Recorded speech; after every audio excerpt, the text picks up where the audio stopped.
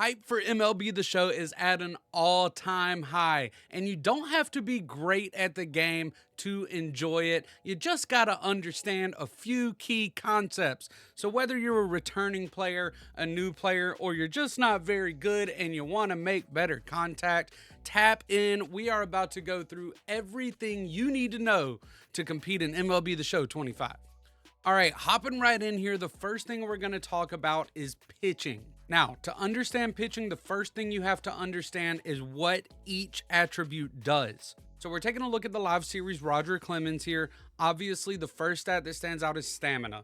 That's really simple. It's how quickly their stamina depletes throughout the game, how long they're going to be able to last throughout the game. Now, the next one is going to be hits per nine. Now, hits per nine is going to affect the hitter's contact, the hitter's ability to get a hit. So the higher the hits per nine for your pitcher, the smaller the inner PCI for the hitter. Now, if you don't know what PCI is, don't worry, we'll get into it in the hitting section. Moving on. Ks per nine, that's going to affect the outer PCI of the hitter. And the outer PCI allows you to foul the ball off a little bit more. So the higher K9, the smaller the outer PCI, and the more strikeouts you're going to get, the more swings and misses. Moving on now to BB per nine, or walks per nine. This is going to determine the size of the perfect accuracy region, or the par for your pitcher. So essentially it determines what area you are going to throw the ball in if you have perfect accuracy. And it kind of goes hand in hand. We're going to skip a few over to control, the CTRL there.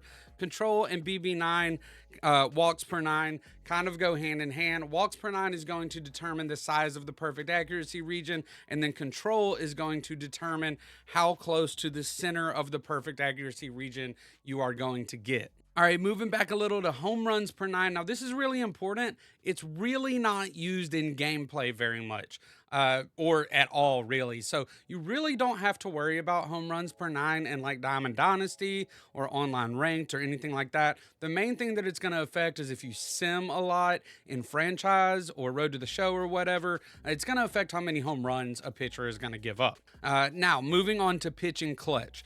SDS did something a couple of years ago with clutch and pitching clutch, where essentially they wanted to make it more important. So what happens is your pitching clutch rating is going to replace your hits per nine rating when runners are in scoring position.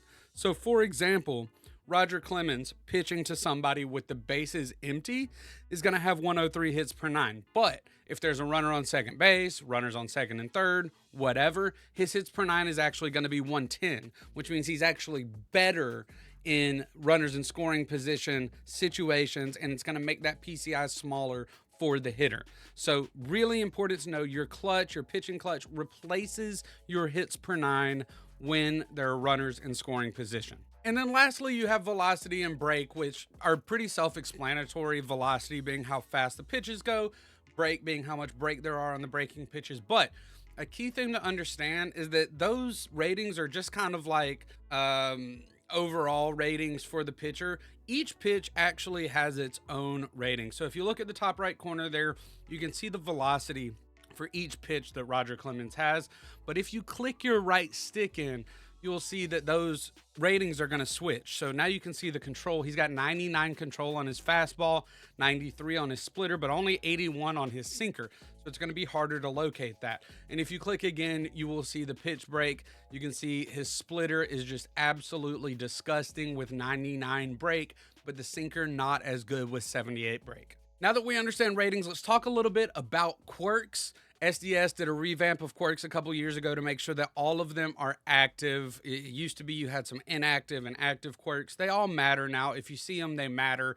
Some of them super self-explanatory. You're going to have homebody or road warrior, meaning they play better at home or on the road. You'll have day player or night player, meaning they play better at day or night. Pickoff artist is really cool. It increases the success rate of pickoffs. So if you got somebody who likes to lead off a lot on you, that's how you can get them. Somebody with pickoff artist. The most important one probably for pitchers is outlier. Outlier 1 or outlier 2 you'll see sometimes. If you see outlier 1, it is affecting the number 1 pitch of the pitcher or the top pitch in their pitch list. So in this case for Roger Clemens, it will affect his four-seam fastball. If it said outlier 2, that will affect the second pitch, and so on and so forth. I've never seen an outlier 3 or 4 or whatever. So if it said outlier 2, it would affect his splitter. And what it essentially means is that you have the chance on every time you throw that pitch to exceed that maximum velocity. So for right now, it says 99 miles per hour, but every time you throw a fastball with Clemens, it can go up to 102, 103. Looking at another pitcher, Darren O'Day here. He's a relief pitcher, and a good quirk to have for relief pitchers that you might bring in when you're behind is stopper. They perform better when the team is behind, so pay attention to that. You might have some specialists that you bring in specifically when your team is behind. And then last but not least, break outlier. We're on the Jordan Zimmerman card here. It basically means, so pitchers, as they get more tired, obviously their pitches are going to get slower, but their pitches are also going to break a little bit less. But when you have break outlier, you're not going to lose that break as quickly. So you're going to have pitchers who are going to stay disgusting throughout the game. All right, before we hop into talking about the settings that I use for pitching in MLB The Show, I want to make something clear. These are just things that I suggest, things that might be meta. If something works better for you, you should just use it. The options are there for you, but this is what I like to use. I like to use pinpoint pitching with pitch trail as my ball marker, no computer pitch suggestion whatsoever. So when you first start, it's going to be chevron or chevron fade. That's the one where it shows the little yellow arrows that show the direction of the break. I prefer pitch trail, which basically shows you the full trail of the pitch. We'll see it when we hop into the practice field in a second. So that's what I prefer. This is the most meta pitching interface as far as being able to locate your pitches the best. I've also seen people use pure analog a lot, but again, whatever you feel most comfortable with, that's what you should use. We are going to hop in and I'll explain pinpoint a little bit to some folks because I know it can be intimidating. All right, here we are on the practice field with Red Sox legend Garrett Crochet, and you can see our pitch options here. Now, first thing I want to point out, you see how there's a little blue circle around each button, the four-seam fastball, the A button, the B button for cutter. When you're playing in an actual game, those circles are going to fill up or decrease. That is the confidence that your pitcher has in that specific pitch during that game. So if they're throwing a lot of strikes with fastballs, striking people out with them, making them swing and miss, that confidence is going to build. But if you're throwing a lot of balls with it, then that confidence is going to drop. Or if people hit a home run off of your curveball, the confidence is going to drop in that. So that's something that you want to keep in mind when you're looking at your pitcher throughout the game. Another thing you want to keep in mind with pinpoint is that every pitch has its own pinpoint motion, and the only time it changes is if you're flipping it for right and left-handed pitchers. So, you know, a curveball for a right-handed pitcher is going to be flipped to the opposite side and mirrored for a left-handed pitcher, but all curveballs have the same motion, all four-seam fastballs have the same motion, all two-seams have the same motion, etc. So we're just going to start off and pick a fastball here, and you can see at the top, here's the pinpoint motion. So what do we do on pinpoint? It's pretty simple once you break it down. So the first thing you want to do is just look at the interface and the speed of the ball and how it's moving. It's going to show you the speed that you need to move your right stick at. So I want to move my right stick down and up at the same speed, the same pace as it's showing on the screen there. Easy peasy. So if I just do that, go down and up, you can see you don't even have to be directly on the line or whatever. Now, the second part to it is going to be timing up when you go back down to that blue circle. So once you go down and up, you're going to finish by going back to the blue circle, wherever it is. Obviously, it's straight down for a fastball. But how do you time that up? So you're going to see when I go down up here, there's going to be a circle that like opens up over this blue circle and starts to close. And all you want to do is time up. You're going to try to hit that circle at the same time as it closes. So watch, I'm going to go down up and you can see that circle is starting to close. And I'm just going to try and hit it at the same time. Obviously, I went a little bit left there, so not good. But you can see the concept. That circle opens up, and as it closes, I'm just trying to hit it as it closes. You can see here this little shaded area around the ball. that is that PAR, that perfect accuracy region. So if we hit perfect on our accuracy, the ball should mostly end up in that perfect accuracy region. And the higher Garrett Crochet's control is, the closer it's going to be to the center of that perfect accuracy region. Just like we were talking about earlier. So you can see 100% accuracy. We're going to come down. I was a little bit early on that, so it ends up a little bit out. Let's try one more time, and then we'll move on to a couple of other pitches just to make sure you get the concept. All right, look, playing and talking, not too easy. Also, Garrett Crochet, weird timing on his wind up. But there you go. You can see it was perfect. The ball ends up in the perfect accuracy region. Now let's take a look at something a little bit more complicated, like let's say the sweeper. All right, here's the sweeper. So you can see that the motion is here. We just want to go down and around, and I'm just going to try and move at the same pace that it's showing there. Down and up, and then we wait, and we hit the circle. Let's just try it here, down and around. I went a little bit slower than I should have, and we're just trying to time it with that circle. Down and around, watch the circle close, hit it as it closes. Beautiful stuff. Now, there's one thing I do want to point out when it comes to pinpoint pitching that can be pretty useful. So you see, like, as I move the pitch around, your ending spot where you bring the cursor back down to the circle is going to move, right? And sometimes that can be at weird angles. So like trying to bring the ball from the top of the circle over to the left here, it's kind of weird. What most people don't know is that you can actually just bring the ball back to the center there and then finish it if you really want to. What I end up doing is kind of like a hybrid of it where I'll you can see like I go to the center and then cut towards it. So like, you know, you can almost see that there's like a break where I let the stick go back to the center there. But you can literally let go of the stick, let it go back to the center and then finish. You see how I let the dot go back to the center there? So once you finish this motion, just let go of the stick if you really want to, and then you just push it back to the bottom. So you can always let it reset back to the center. See, I just let it reset back to the center, then I just flick it to the bottom. So if that's easier for you, especially like at those weird angles, like I was saying, like if you have to go like all the way here, like you can just let it go back to the center and then try to flick towards that side. So just a little helpful hint there. Hopefully I did a good job of explaining this. If y'all have any questions about pinpoint pitching or anything like that, drop them down in the comments below. Let's talk a little bit about fielding and base running. All right, we are back here looking at Carlos Beltran, the live series collection. Obviously a beast in the field and on the base pass. Just really quickly want to talk about it. Fielding is more important than ever in this game. So we just want to make sure, especially like in the outfield, your middle infield, you really want to pay attention to your fielding. Obviously, your fielding is going to be how likely it is that your player is to make an error, and then like the direction that they take when they're taking an angle towards the ball. Your arm is just going to be your arm strength, so how quickly they can get the ball back in from the outfield or across the infield, while obviously your accuracy is going to be how easy it is to time up those throws with your pitching, with your throwing meter. Now, as far as reaction goes, super important, especially in your outfield and middle infield. It is going to determine the initial animation that your fielder gets when they're reacting to how the ball was hit. And sometimes, no matter how fast the player is, that ground ball is going to get past them if they don't get that initial animation. So you definitely want to make sure you've got good reaction. And then speed, self-explanatory. Your stealing is going to be super important, though, because it's going to determine the jump that the player gets on the pitch when you're stealing. And then your base running aggressiveness. Base running aggressiveness, not super important in Diamond Dynasty.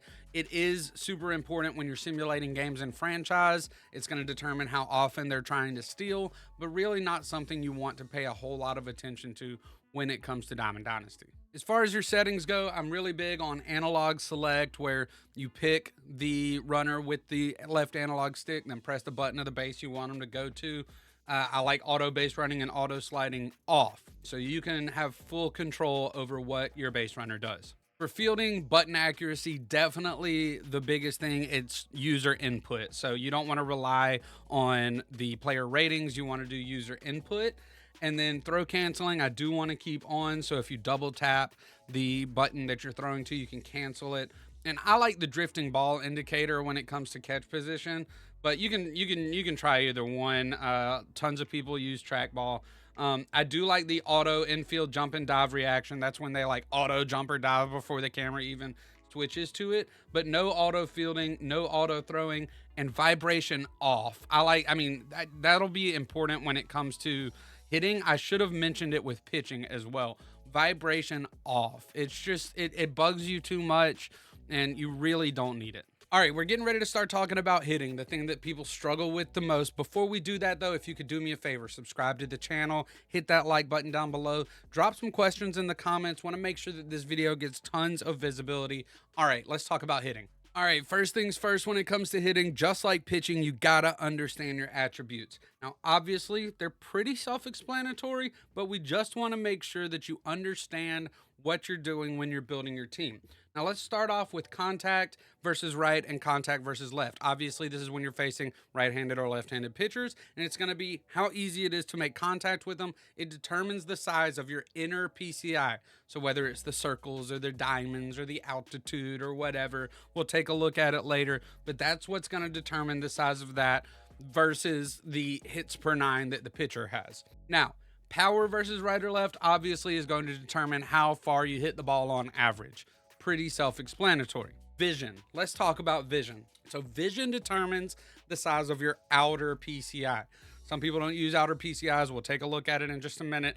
But when you're looking at a default PCI, you've got the center, like the diamonds. Then you've got your inner PCI, the little parentheses. And then you've got the big parentheses on the outside. That's your outer PCI. So that is going to be, that determines... So if you catch a ball outside of your inner PCI, but in your outer PCI, you're probably going to foul it off or make really weak contact. And your vision determines the size of that outer PCI. So the less vision you have, the more swings and misses you're going to have. The higher the vision, the more foul balls you're going to have, essentially. Discipline is going to determine how successful you are at check swinging and not getting called for strikes. And then clutch works the same way as it does with pitchers. So when you're up with runners in scoring position, whether it's versus righties or lefties, your contact rating is replaced by your clutch rating. So for example, Gil Hodges here, if I'm batting with no runners on and I'm facing a lefty, I got 120 contact. But if a runner's on second, that's actually going to drop to 102. He becomes a worse hitter with runners in scoring position against lefties. However, against a righty with no runners on, he's got 102 contact, and then it stays the same at 102 with a runner on second. So he's pretty similar against righties. So very important to understand that. And then obviously bunt, drag bunt, you know what those do. All right, just like pitching, you got to understand your hitter's quirks when you're building your team. Now, obviously, you got some of the same things like homebody, day player, night player, road warrior, the opposites of these. But know yourself and know what you like to hit. Do you like hitting a lot of fastballs? Maybe you want to stack up with a lot of dead red hitters. They excel at hitting fastballs. Or maybe you struggle with hitting fastballs, so you want people with dead red to help you with that. So kind of know yourself, know what you struggle with, and use the quirks to help you get boosts, whether it's doubling down on what you're good at or getting boosts at what you're bad at. You can get dead red for hitting fastballs. You can get breaking ball hitter for hitting breaking balls.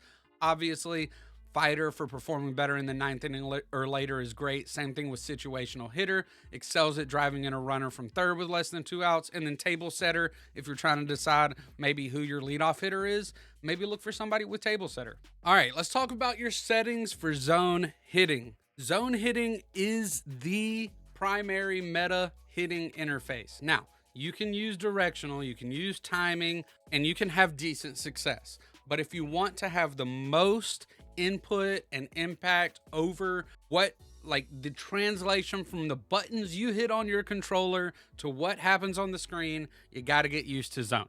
Now, button swinging is primarily what people use for zone. You can use analog flick if that's more comfortable for you, but button swinging is A for normal swing, B for contact swing, X for power swing. When do you want to use these different swings? You want to use the normal swing like 99% of the time. The contact swing is obviously going to make you make more contact at the cost of power, and vice versa for power. I really would only use contact swings like if you're up against it, 0-2 count and runners in scoring position, and you want to make sure you stay alive. So you use contact swings on pitches, near the edge of the zone, just to make sure you're fouling them off and waiting for your pitch. Power swings, maybe if you're up like 3-0 in the count, then you can use a power swing because you're expecting like a fastball in the zone. So situationally, you can use those, but 99% of the time, you're going to want to be using a normal swing. I keep guest pitch off. There's really no reason to be using it. PCI anchor, I don't use, but a lot of people do. You can either set it to free, where you can anchor your PCI anywhere in the zone. You put it anywhere in the zone, you click the left stick, and it stays there. And then you move it from there. Or you can set it to preset. Preset basically gives you 9 different spots: up and in, up and away, in, center, away, down and in, down, center, down, away. And you can set it to one of those spots. So if you struggle in one place, you can leave the anchor on. I'm going to leave it on for when we hop into practice, just to show what it looks like.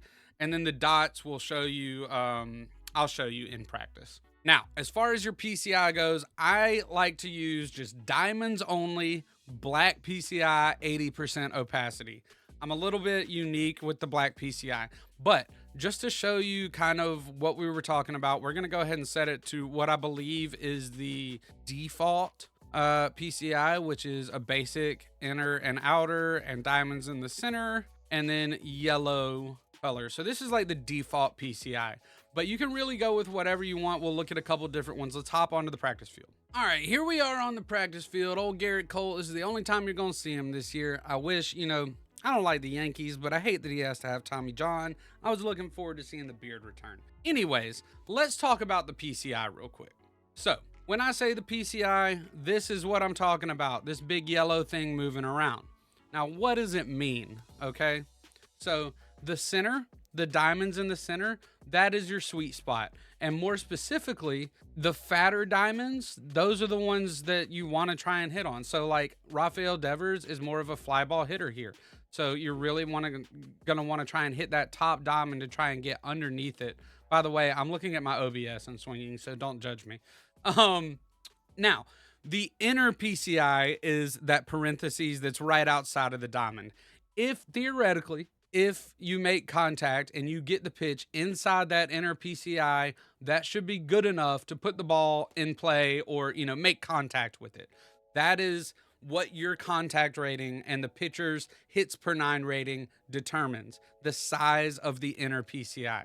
Now, the center PCI is just going to be relative to the size of the inner PCI. So it's going to scale to the size of the inner PCI. So that's your contact zone, that inner PCI. Okay. Now, what is that outer PCI? That is what your vision determines and what the Ks per 9 or strikeouts per 9 for the pitcher determines. Now, if I swing and the ball is in the outer PCI, but not in the inner PCI, then I'm probably still going to make contact, but just foul it off. So it's essentially the hitter's ability to foul off a pitch, even if they're not making solid contact with it. So that kind of lets you know what each part of the PCI does. Now, that being said, how, do you hit the ball now that you are using the PCI? You know what everything does. Well, first of all, you got to figure out what PCI works for you. I don't like all of that business on there. I personally just like diamonds, and that is it. Now, all that stuff is still there. You just can't see it. But I don't like all that business on my screen. So I like to, kind of minimize the stuff that I see. So that's my first thing, is find what you're comfortable with. Maybe you don't like the diamonds. Maybe you prefer like the altitude. People like altitude a lot. So it's going to show you, obviously, again, the top bar right there is where we're going to hit the juiciest hit. The middle bar is going to be more of a line drive. The bottom bar is going to be like a weak ground ball, right? So this kind of shows you where you want to try and place the ball. Some people like to use bat. I like bat sometimes. Sometimes when I'm struggling, I'll switch to bat, and you can do that. And it'll just give you a bat here with a little dot. Like, hey, try and square the ball up right here. It's pretty simple. Sometimes it's too busy for me though, You might even want to get funky and do something crazy, like go diamonds in the center or bat in the center with a starfighter inner and a reverb outer, and it'll look super crazy, super wild, and people will be like, what are you doing? And you know what? That's okay as long as it works for you. So mess around and practice, see what works best. Obviously, it doesn't work for me. See what works best for you. Now, if you want to be able to see maybe some things before the pitch, but like once the pitch comes, you're like, I want all of that business to go away. You can do that. You can set it up to where you've got, diamonds in the center with basic inner and outer PCIs, and then you can set your fade out. I want my inner and outer PCI to fade out, and then I'll just keep my diamonds. So you can do that. It'll give you vision of like where you're covering the plate. Okay, I know what I'm covering here, and now it's gonna fade away and I can see. Okay, y'all honestly don't judge me. I can't talk and swing.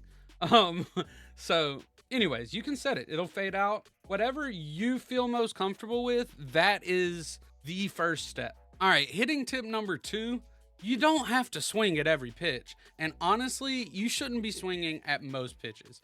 There, you get 3 balls and 2 strikes for a reason. You really want to learn to work the count. Learn what you're good at. Sit on something. Like, okay, I'm up with, Rafael Devers against Garrett Cole. I really want to pitch inside. So I'm waiting on an inside pitch, Like, there's no reason to swing at what I just swung at. That was a bad swing.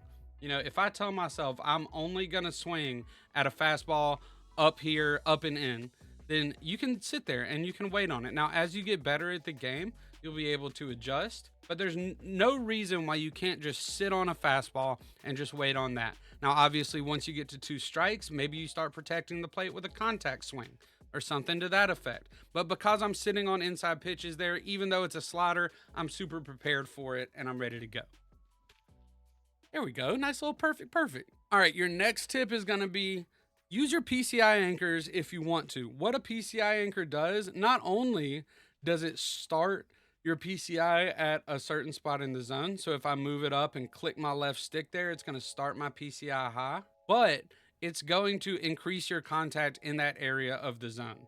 So if you have your PCI set high, you're going to make better contact with high pitches. All right, next thing, the thing that I see a lot of people struggle with is rolling over on pitches, hitting on top of the ball, hitting tons of line drives and ground balls. If you look at the pitches that a lot of pitchers have, a lot of them have fastballs, sure, but almost every other pitch is going to sink. You've got sinkers, you've got sliders, you've got changeups, curveballs, all that. So the truth of the matter is you really want to try and start lower than you're comfortable with in the zone. Like a lot of people, I don't use PCI anchors, but a lot of people will anchor their PCI high and then move down here because people are going to pitch you low because they don't want to give up home runs.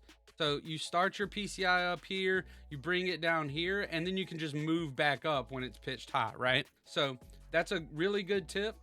Find where you're comfortable and then try to move down and start lower in the zone than what you feel comfortable with because you want to get under pitches. You win in this game by hitting home runs. And then the last thing that I'm going to suggest here when it comes to hitting is come up with a routine before the pitch. And I know it sounds crazy and I know it looks like I'm doing super random stuff here, but before the pitch, I'm always moving my PCI to different corners just so I feel comfortable with that. And then I'm always moving like right before delivery, I'm letting it come back to the center and then just moving it over here. So I'm like always starting my PCI somewhere comfortable. I've already got my thumb like kind of moving and I'm always moving my PCI from the same spot.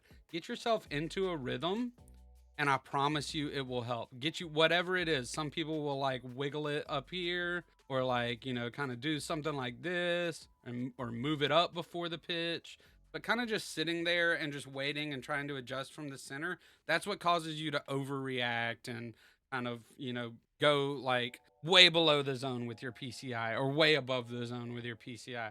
But if you already got a little bit of tension on the stick, it allows you to make more minimal movements with the stick. All right, and the last thing we're going to talk about might be the hardest, but once you get it down, it can make the biggest impact for you, and that's reading pitches out of the pitcher's hand.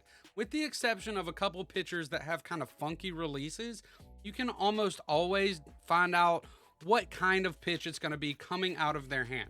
Now, I've got Garrett Cole right here set to only throw four-seam fastballs. And you can see when the ball comes out of his hand, it just comes out straight. It comes out straight and flat. And I'm like, okay, I'm looking at a fastball. So watch it here. Here comes the pitch. It just comes out straight, straight, straight, straight. Now, what if I change it? Now Garrett Cole is only going to throw sliders, and pay attention to when he releases this ball, how it comes up out of his hand a little bit. You see how it comes out up a little bit? So breaking pitches are going to come out and they're going to float a little bit out of the pitcher's hand. It's very slight and it takes a lot of time getting used to it, but they're going to kind of float a little bit out of the pitcher's hand. Sliders, curveballs, changeups, things like that. But what about sinkers? Now let's check out Marcus Stroman here. When he throws this sinker, you're going to see that it does like a little bit of a jump out of his hand. You see how when they throw the ball, it almost kind of like leaps a little bit. So with fastballs, it comes straight out. It almost does that with sinkers, but it kind of goes up and down just a little bit out of their hand. You see that? Now, once you get used to this, you're going to be able to notice when it comes out of their hand. Are you looking at a straight fastball? Are you looking at a sinker? Or are you looking at some kind of breaking ball?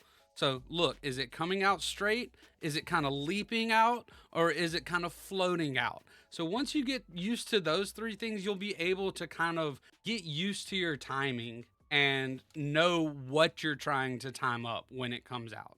So you're not swinging like crazy and, whiffing and causing an F5 tornado like this. Ooh, okay. And one more thing that I almost forgot. Let's talk about cameras real quick. So when you're hitting, what camera view? Most people use strike zone if they're trying to be competitive, but you don't have to. I prefer, if you don't mind being zoomed in, I like strike zone 2 or strike zone high.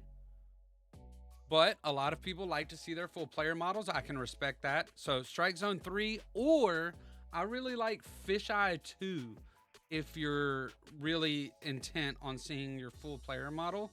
I just think it's really good and really nice and square. So that's a good one. As far as when you're pitching, I just like to use the same camera angle as when I'm batting. But if you don't, a lot of people like to use like broadcast, which will change depending on the stadium you're at, or like outfield or pitcher wide. Really, you can do whatever you want. I think the most important thing though is just when you're hitting, getting a view where you can read the pitches. I like strike zone. Sometimes I do strike zone 2 or strike zone high. But again, if you like to zoom out and see your whole player, do that. Zoom looks fine, but it's a little bit too high for me. I would like it to be a little bit lower, more in line with the catcher's eyesight. So that's why I like fisheye 2. I think that's really good. So anyways, those are the camera angles that I recommend. All right, that is going to do it for us. We went over hitting, pitching, fielding, base running. I hope you learned something. If there's something else you were hoping to learn, drop a comment down below. I will answer it for you. Make sure you hit that like and subscribe button. We will see you next time. As always, I super appreciate you. Peace out.